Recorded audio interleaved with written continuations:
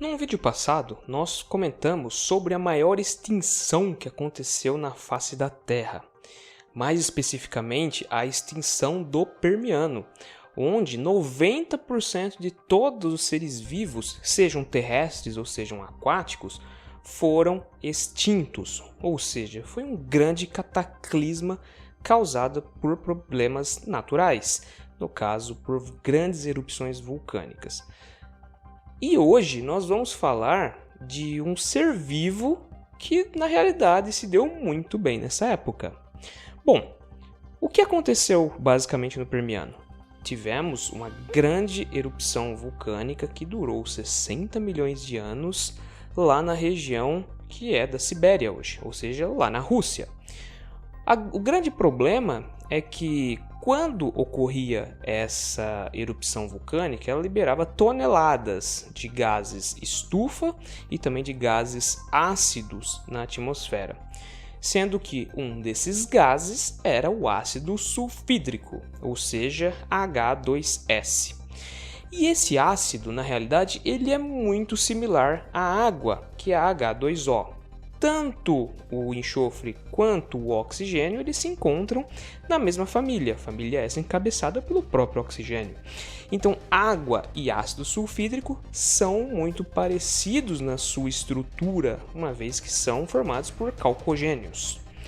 Então, existiam seres vivos que necessitavam de alguma dessas fontes para sobreviver. Basicamente, a água é a mais simples e a gente diz que onde há água, a tendência de existir vida é muito grande. Obviamente, existem necessidades e várias variáveis para que possa ocorrer o surgimento de vida. Não é simples assim como a gente pensa, não é somente ter água que vai haver vida.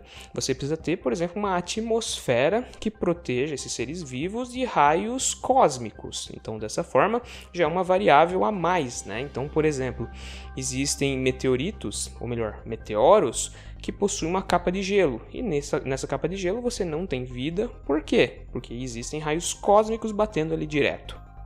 Mas, quando você tem uma substância em excesso e você tem vida no local, como por exemplo na Terra, muitas vezes vai haver uma seleção natural para que aquela substância seja uma fonte para que esses seres vivos possam se alimentar ou utilizar no seu processo metabólico em algum momento, né? Por exemplo, hoje já existe a Idonella sacaiensis, que é o quê? É uma bactéria que já consegue digerir PET, né? Ou seja, uma espécie de plástico. Plástico não é uma coisa que existe na natureza, mas já existem bactérias, tudo bem que muitas delas são geradas em laboratório, mas já existem bactérias que já estão conseguindo consumir plástico, que é uma coisa que a natureza não consegue reconhecer, né? Então, como você tinha um excesso, uma quantidade especial de uma determinada substância na água, alguns seres vivos começaram a utilizar essa substância para os seus processos metabólicos.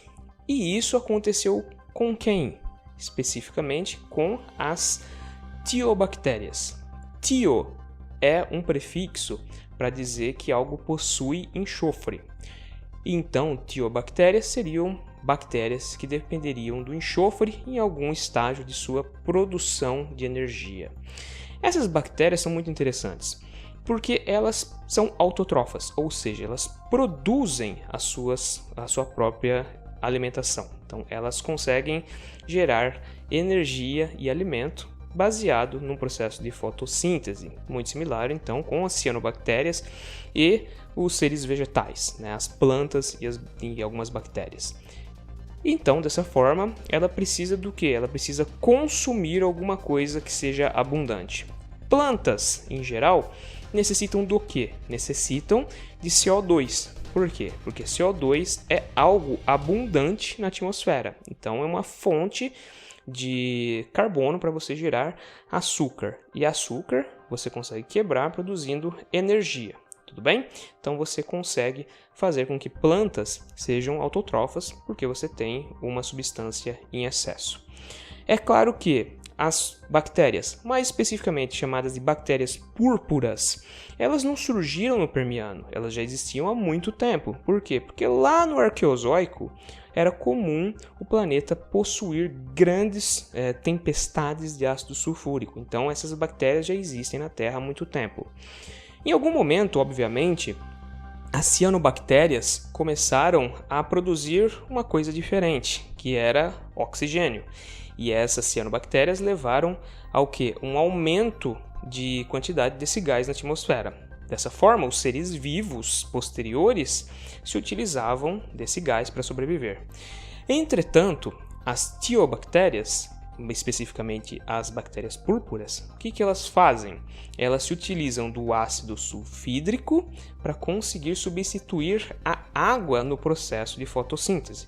Então, basicamente, uma cianobactéria se utiliza de CO2 mais água para conseguir gerar o quê? Gerar o açúcar e liberar oxigênio.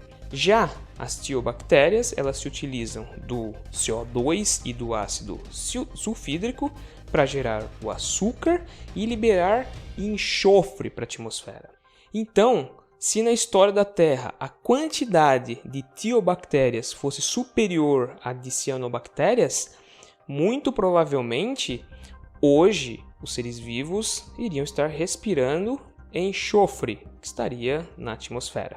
O grande problema é que o enxofre gera ácidos, e os ácidos são extremamente corrosivos. Logo, essas formas de vida iriam ter que gastar muita energia numa forma de proteger a sua pele, ou sua couraça, ou sua camada lipoproteica, para evitar então que deixassem de viver, uma vez que elas seriam facilmente corroídas.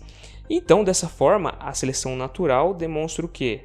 Que as cianobactérias foram privilegiadas porque elas produziram uma grande quantidade de oxigênio. E isso fez com que você mantivesse uma quantidade controlada no mar e esse oxigênio fosse consumido por outros seres vivos. Então você tem esse equilíbrio. Tanto é que hoje as cianobactérias não vivem livres no oceano, elas vivem nos corais. Então basicamente o pulmão do mundo são os corais e não a Amazônia, como muita gente pensa.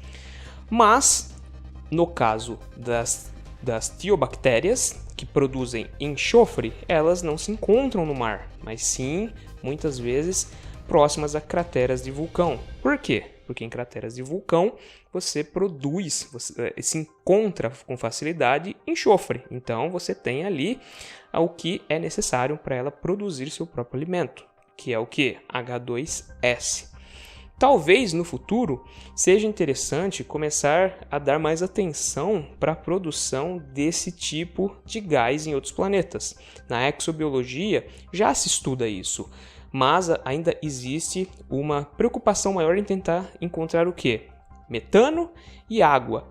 Mas provavelmente pode ser que exista a chance de que bactérias que existem em outros planetas possam ter sua alimentação, ou seja, a sua fotossíntese sendo oriunda de ácido sulfídrico e não de água. Ou seja, você conseguiria encontrar na atmosfera grandes depósitos, grandes concentrações de gases à base de enxofre. Então, dessa forma, é mais uma variável que devemos estudar para tentar encontrar vida em outros planetas. Pessoal, se vocês gostaram desse vídeo, eu peço por favor que vocês deixem um like, se inscrevam no canal e, se for possível, que vocês cliquem lá no sininho para que vocês sempre recebam novas notificações de vídeos científicos. Muito obrigado pela sua companhia e até o próximo vídeo.